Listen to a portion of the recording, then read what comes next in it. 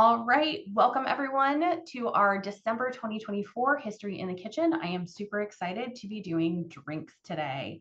Rachel is on camera over there in the kitchen, and I am Lacey, and we are going to be making two different non-alcoholic drinks from three different recipes. So excited to be sharing all of this with you. And I am just going to admit one more person, and then I am going to toss up on screen our materials for today. Sorry, technical difficulty there.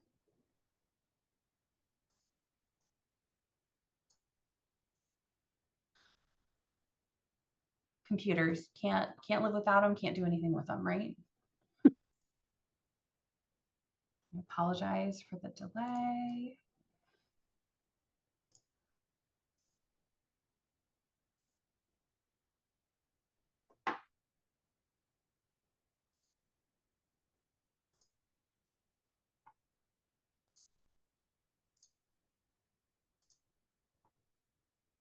All right.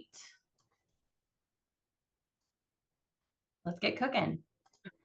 If you are choosing to cook along with us, which we do actually recommend, we would love to recommend that you get these ingredients out. 2 large apples, 2 lemons, possibly some extra lemon juice, a whole bunch of sugar because we're going sweet today, orange flower water, and some extra water for boiling. If you did not get the ingredients list super far in advance, you don't have any orange flower water yet, no worries. You can make this again later. The recording will ultimately be up on screen, and hopefully today you'll be able to see how it goes. So even if you don't have the recording, you can go forth and do this. We get our orange flower water from some local Middle Eastern shops here at Gunston Hall, but you can also get it on Amazon and other places online. And Rachel is showing it up to the camera there. This is the brand. Can you show it one more time, Rachel? Oh, yep. This is the brand that we find most often, but it is by no means the only brand. Beautiful. Thank you.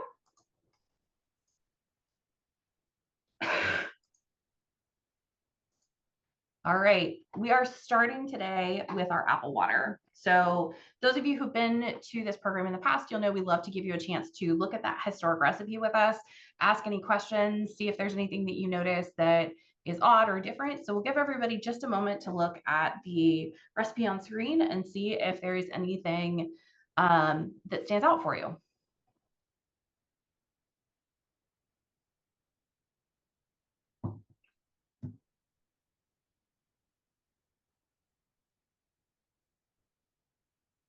If you have thoughts, questions, comments, feel free to pop them in the chat. I'm keeping an eye on that for Rachel.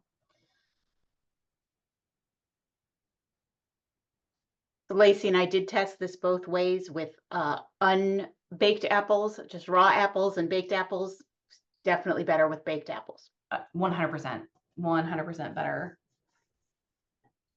What I find really fascinating about this recipe is it is for apple water, and yet in the second sentence, which of this 2-sentence recipe, so fully half the recipe is like, you can do this with other things. And very different things, like a cranberry is very different in sweetness levels than an apple. 100%. Same thing with the currants. The tamarinds also add a spice to them that you're not going to get with any of the others. And I'm also like, when did tamarinds come in? When did they start importing tamarinds? This wasn't something I was able to uncover, but these tamarinds are a fruit that comes from Southeast Asia. You'll find it in a ton of Southeast Asian and Chinese cuisine. When did they start showing up in the UK and in the USA? I'm not quite sure. We do have a question, is when did these recipes start showing up in the USA? Great question. You want to tackle that one, Rachel? People brought cookbooks with them when they came over. They were being printed. Printing the cookbooks was pretty early, the 17th century. There were definitely printed cookbooks. You needed to be able to read a printed cookbook, which was not everyone obviously could read either here or in Europe. So, but the idea of a printed cookbook has long long been around, and everyone would have just brought them with them. There's a lot of, if you look at enough 18th century cookbooks, you're going to find the exact same recipe worded. If you find one that's worded weird, you'll look at 7 others and they will all have that same recipe worded weird. Everyone just took from everyone else. So once printers started printing in America, they would either have new recipes or they would just take recipes from other cookbooks and bind them together. And I will say the first cookbook that we know about that was published in what would become the United States is Amelia Simmons? no, No. this was a British cookbook published wholesale reprinted in the US. E. Smith's The Complete Art, nope, The Complete Housewife, in the 1740s was the first cookbook that was published in Virginia. And there were others that were wholesale from the UK reprinted in the Americas. But as Rachel indicated, the first American-made cookbook was Amelia Simmons in 1796. All right, Rachel, you want to start having at with the apple water? So we're going to do a little different than, going in order today. We're going to skip around a little bit, which is just due to timing. So I apologize. I am not sure what's going on there. So we're going to start just by baking the apples, since as I said, it was way better with baked apples. So all I'm doing is coring these apples. If you were here last week and watched me flick a piece of zucchini across the kitchen, I was coring this apple and flicked the core across the kitchen. So it's continuing on my abilities. And if you are doing this with kids at home, you can go ahead and if you have an apple corer or other ways that you prefer to do this with children, this is a great time to get your kids involved in making this recipe. And it's great it's great to try to not break through the bottom, but if you do, not a big deal. End of your world. Just to try to Rachel has also preheated her oven to 350 degrees. If you are cooking along with us and you want to do this, you can go ahead and turn your oven on to 350. It does not need to already be fully preheated in order for you to put these apples into the oven.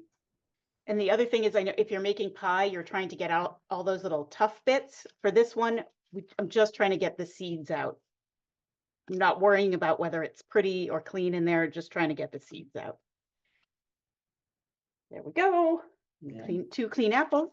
We have another question in the chat about doing this with dehydrated apples. I don't see any reason why not. You just might need to let them sit in the water longer. When we were testing this recipe, we let the apples sit, like less than 5 minutes. But if you were doing this with dehydrated apples, you might want to let them sit for 15 or 20 minutes to get that apple flavor into the system. And unlike when if you make baked apples at home, there's nothing in these. They're just the plain apples, no sugar or anything. I'm just going to put them in the oven and start a timer. So, and I'm going to get rid of this. Sorry about that. The next thing we're going to start on is the capillaire. But just for before we go into the capillaire, Rachel, let's look at the recipe. Oh, yep, sorry. So like I said, we've got 3 recipes for 2 different drinks this time. So here are our second 2 recipes. Love for anyone to take a look at these and see if they have any thoughts or comments about these 2.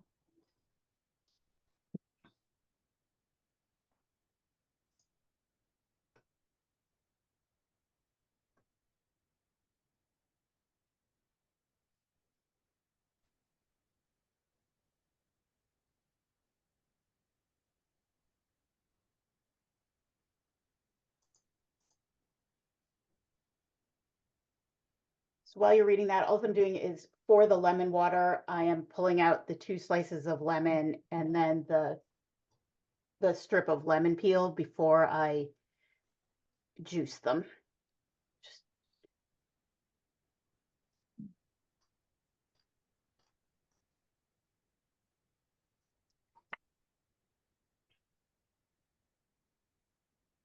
You want to avoid as much white as you can. We have a comment that someone has never heard of Capillare. This was a new one to me too. We discovered this one when we were working on a totally different, actually, no, we discovered this one as a part of this project, but we have made it before now a couple of times for a couple of different programs, and we love it. Right, Rachel?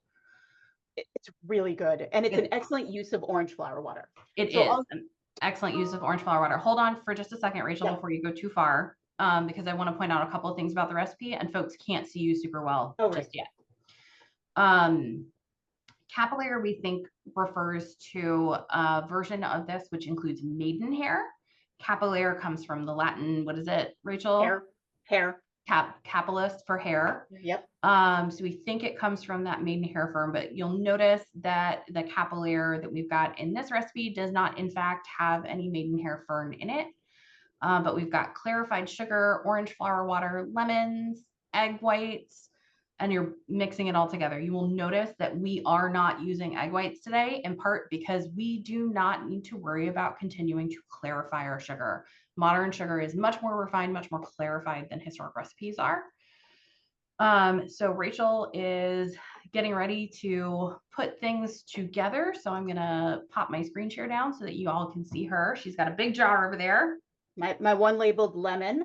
I'm just throwing in those 2 lemon slices and the lemon peel. And then I'm going to juice the rest of the lemons, which are oddly not seedy, so I'm not going to strain them. And I'm going to squeeze these into a pan so I can boil all of these things together for the Capillare.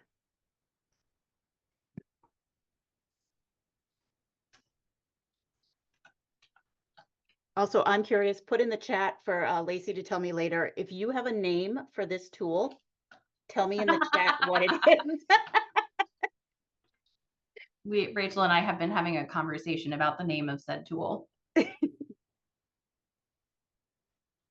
You'll notice I'm not measuring, mostly because I'm lazy. And I know that this is going to be about a 1/4 cup of lemon juice. And again, it's not baking, so if it's not quite right, if it's not quite exact, it's not going to matter too much. So in there, I have 1 seed. I have about a 1/4 cup of lemon juice. I'm going to add a lot of sugar, 2 cups of sugar. Lacey, can you talk about why you'd have to clarify sugar?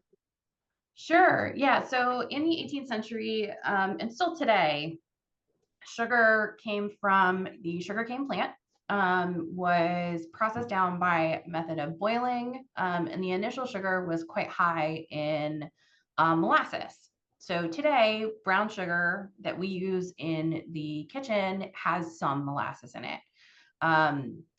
Molasses was then, the sugar was then boiled, the clarified sugar was skimmed off the top, and the molasses was essentially industrial waste at this point in time. So it went through this series of boiling processes from very dark brown sugar until you got to very white sugar, and the white was the preferred sugar. It had other impurities in it, a variety of things, which might have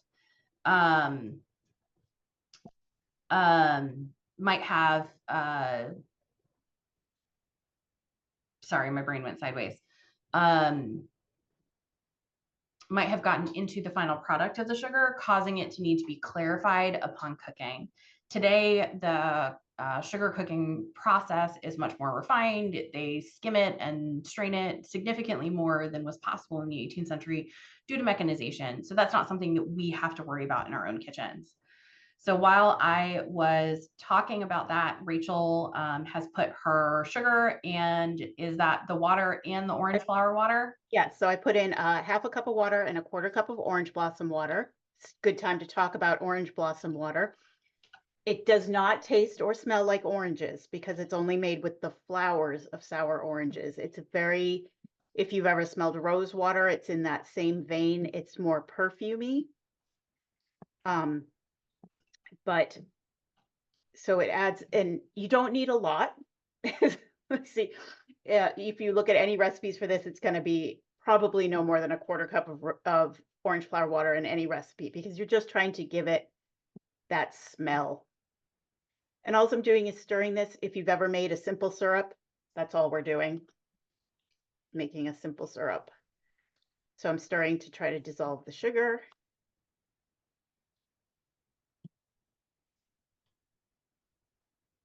Orange flower water smells so good as it's heating up. I do not love rose water, so every time we get to use orange flower water, I'm happy. Yeah, orange flower water is to me very beautiful. It is much harder to overdo it with orange flower water than with rose water. Rose water has a tendency to start to taste like soap when you add too much to a recipe, whereas orange flower water, it gets a little bitter, but it handles much more in being added in great quantities. I would never add a quarter cup of rose water to anything. That is so much.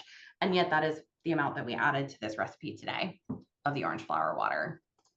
And so orange flower or orange blossom, they're the same product. Yeah.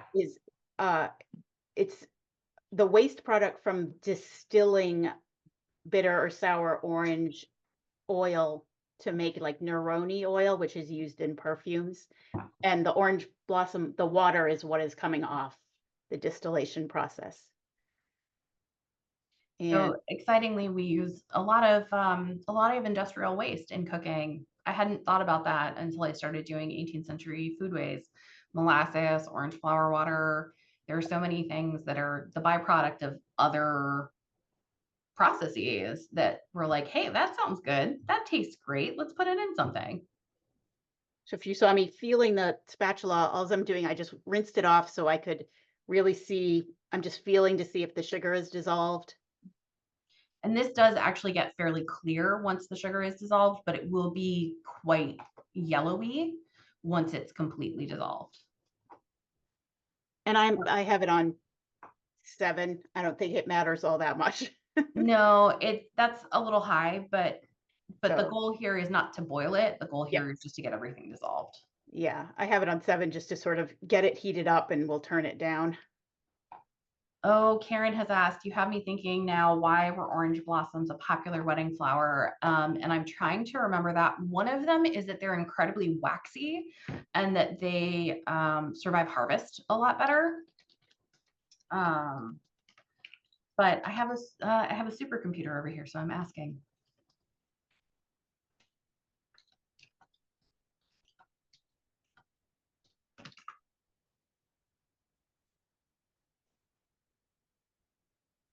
And this heated evenly, so I turned it down a little. So after cooking for 40 years, I just want to say, admitting my embarrassment, that I always wondered why when you were making something, it would say to bring it to a boil and then turn it down. And just in case anyone else hadn't figured that out in their 40 years of cooking, it's just so that everything comes to the same temperature and then you bring it back down. So you just want everything to come up to the same temperature before you start simmering. And I felt really dumb when I figured that out. I'm just gonna let that sit for a minute. Oh, it smells so good.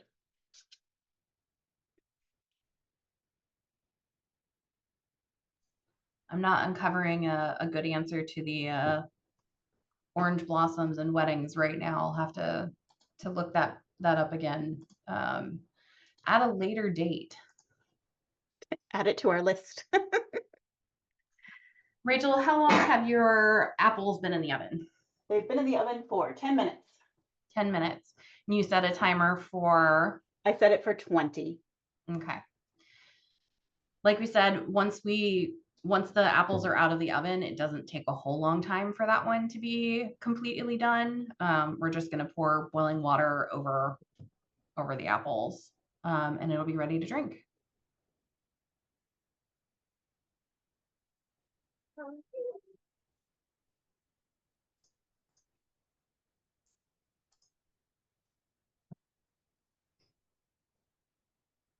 So my sugar is dissolved. I'm just giving it time to meld together. Ah, we just had another thought in the chat. Now I'm thinking you can freeze these recipes as ice cubes. Oh, You could do the orange flower water and the lemon water, but I think that the Capillaire has too high a sugar content in order to freeze well. You could put it in the freezer to keep it longer, but things that have sugar contents that are that high will stay liquid in the freezer. I speak from experience. I did try to make ice cubes out of a syrup once. so I'm just waiting to see if this will clear up a little. Rachel, I accidentally clicked you and muted you. I'm so very sorry. Here I am. So I'm just waiting to see if this clears up a little. It's actually just started clearing, where I can see through to the bottom of the pan. So I'm going to give that another 3 minutes or something, and it will. Yeah, and we can see that on camera too a little bit. And the foam you're seeing at the top is the lemon juice, like the pulp from the lemon juice mostly. Yeah.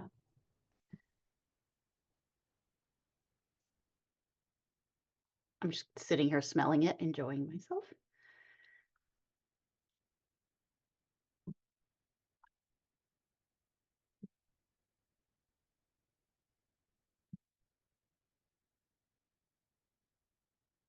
Just look at my apple.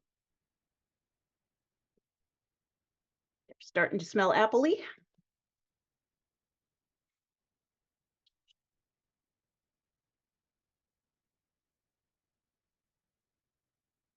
While we're waiting for that one to finish, I'm going to start adding things to my handy dandy lemon jar.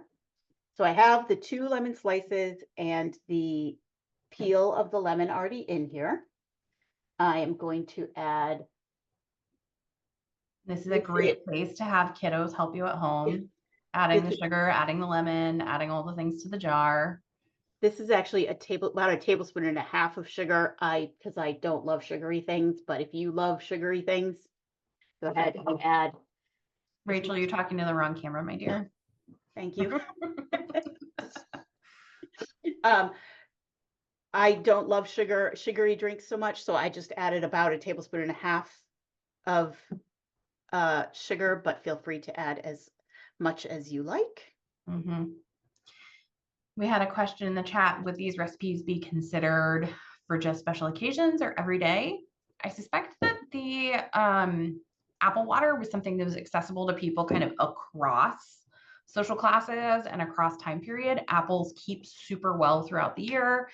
I feel like this would have been a great way to use the really wrinkly winter apples to get some flavor and some nutrients into a beverage for someone who is a tenant farmer or a somebody who's a little bit on the lower strata of the social classes in the 18th century, to get those flavors and nutrients in, particularly at the end of a cold winter.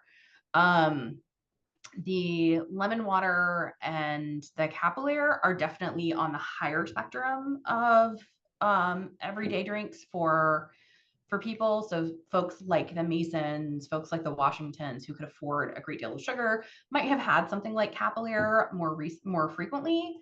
But definitely still not necessarily something that they're having every single day of the year.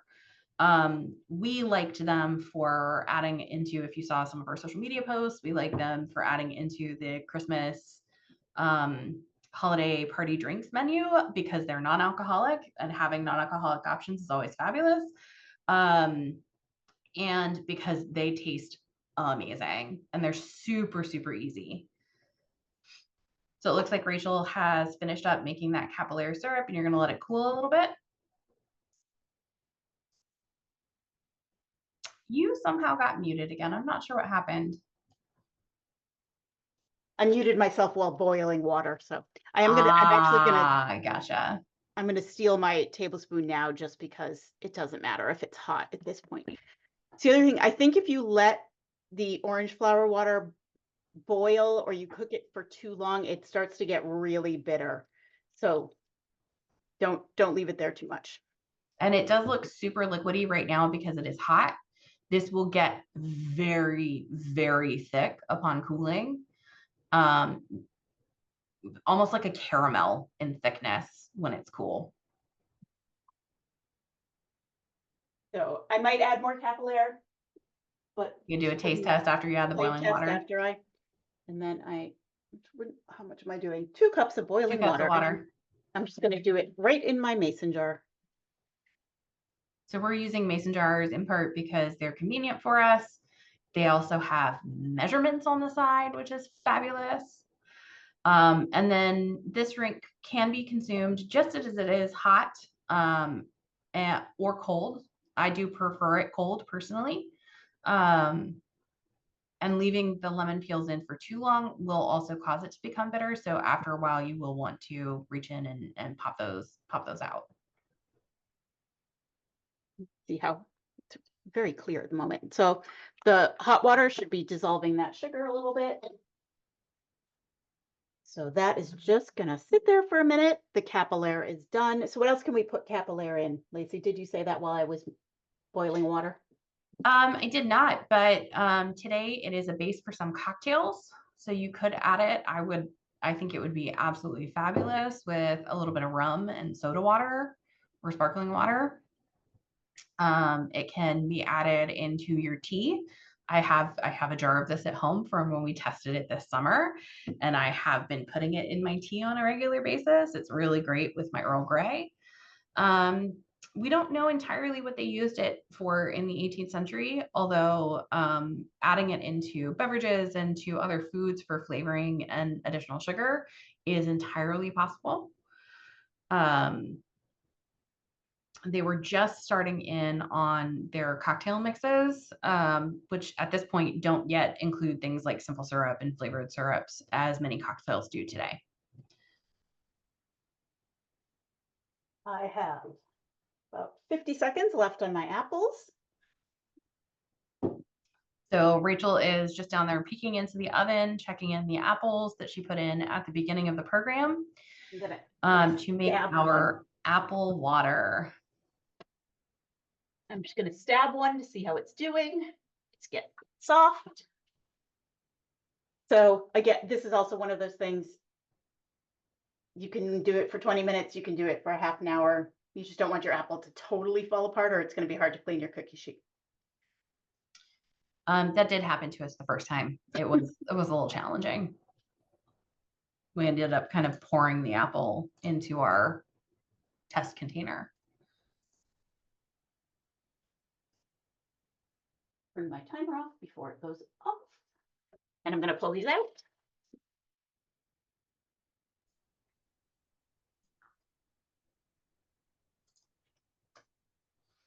So for ease of getting them into my jar, I am going to break them up a little bit.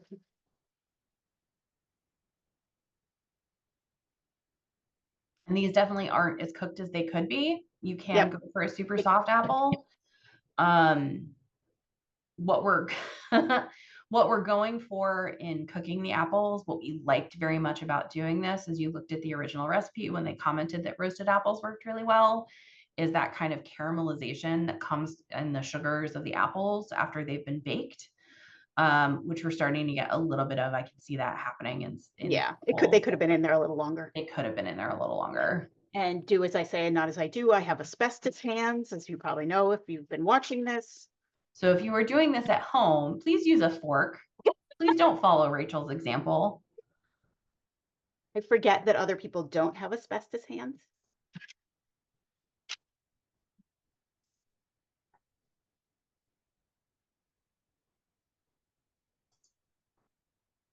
I'm going to move my parchment paper and get this out of the way. And turn off my oven. And so all I have is a jar full of apples. And the same thing, we're adding a whole bunch of water. I believe this one's a quart, right, Rachel? 4 cups? Yes. Yes.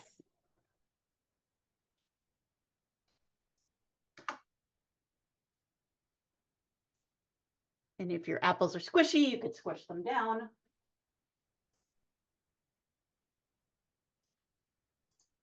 Going to grab a spoon.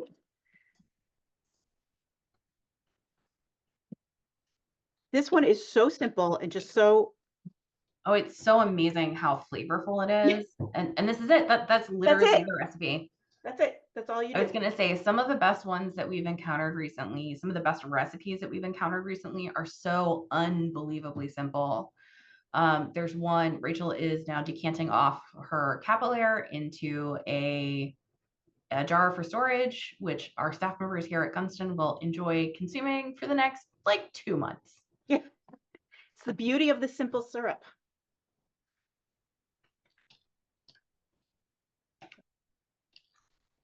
Check my sugar has dissolved. My sugar could dissolve a little more.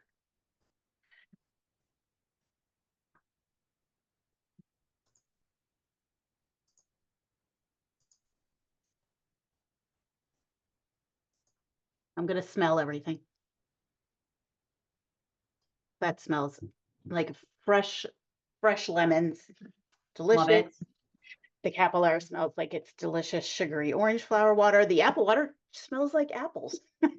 And while the lemon water smells like lemons right now, once Rachel tastes it, I know that she's going to get that just hint of orange flower water From that the adds capillare. this touch of bitterness that just makes the lemon water even better. I can't explain it entirely, but it just adds this beautiful punch to the beverage that makes it even better than it might otherwise be. Look at it's so clear compared to lemonade. I'm going to taste it and see if I just think it needs more capillare. It needs a little bit more capillare. As Lacey said, when it's hot, it's much more liquidy. So I'm just going to add a tiny bit more. And don't forget, like the capillare is also sweet too. So when you're adding sugar. This one is definitely a make to taste. Yep. Like Rachel said, she doesn't like super sweet things. I like slightly sweeter things. So we would each make a very different lemon water. And you can see it only makes like a cup worth. So can make everyone could make their own if you're doing this with kids. Apple water is probably not particularly apple-y quite yet. Oh, chunk of apple. I like apple water hot. I think if I had a cold, I would really enjoy drinking apple water. I liked the apple water hot too. I thought it was a great one. And it's water with the tiniest hint of apple. And for some reason, it just makes the water, I guess, more, same reason we squeeze a lemon in water, I guess. It just makes it slightly more interesting. Mm-hmm. And so as Lacey, I think, was talking about apples while I was boiling water, but especially tenant farmers, when they rented land from people like George Mason, they were required to plant apple trees. So there were apple trees everywhere. Yeah, one of the tenants of Mason, we actually have his agreement with George Mason to lease 200 acres, and it includes the amount of fruit trees that he was required to plant as a part of his lease, and it was 800 winter apple trees and 200 peach trees. Now, winter apples are the ones that we were talking about a little bit earlier that will keep over the winter and have lots of amazing uses, and would survive into March and early April when it's still too cold for things to be growing fresh in the garden. Okay, Rachel, I want you to weigh in on this question. Do you think that the apple water, especially warm, would do well with cinnamon? That's a yes. Wait, cinnamon simple syrup. Ooh, yeah. Simple syrup. Once you start with simple syrups, it gets dangerous. I love ginger simple syrup, which I add to things all the time because that one has that slight burn of the ginger. So I don't think you'd want to put cinnamon. You could put cinnamon sticks in definitely right now and just let them seep there along with the apple. But I think if you made cinnamon simple syrup, it would be really good. Just add that extra layer. Yeah. I like the ginger. I do ginger and cinnamon together. That would work for me really well. Now you're giving us ideas. I know, right? We did make a cinnamon simple syrup recently. We made an 18th century wafer, which is, if anyone has ever had a pizzelle or one of those really thin, crispy cookies, this one had both plain simple syrup and cinnamon simple syrup in it to flavor and sweeten it. And I didn't get to taste it, obviously, because gluten everywhere. But we got really good reviews on that one when we made it. Yes, I mean, all of these, 'cause as we were saying, I don't love sweet things. They're more refreshing than sweet. Obviously, the lemon water, you can make as sweet as you want. And after these recipes, if you went to this cookbook, who's it? It's Maria Rundle. Mm-hmm. Literally, these are two of what must be 40 different recipes for waters of some sort or the other. So they made it out of anything. And I realized I got distracted. I did not, in fact, include today's recipe in the chat. My apologies for that. So if you were concerned about following along, I have now dropped that into the chat. It also was a link in your sign up for this program. I'm going to pull out the lemons and the lemon peel right now so it doesn't sit It in doesn't here. get super bitter. You might have noticed we talked about a little bit about the bitterness of the orange flower water, but there, there is a certain balance. You don't want it to be too bitter to counteract the sweet, or the too sweet to counteract the bitter. Very far at the bottom of the Yep. mason jar. And we are reaching the end of our session. So I will say thank you everyone for joining us. Thank you for the fabulous questions that we've gotten in the chat today. We hope you enjoyed this session of History in the Kitchen. We will be back next month in January for English cornmeal bread. We're returning to our corn-based theme next month and checking that one out. And then in February, we'll be making grits. Super excited about both of those.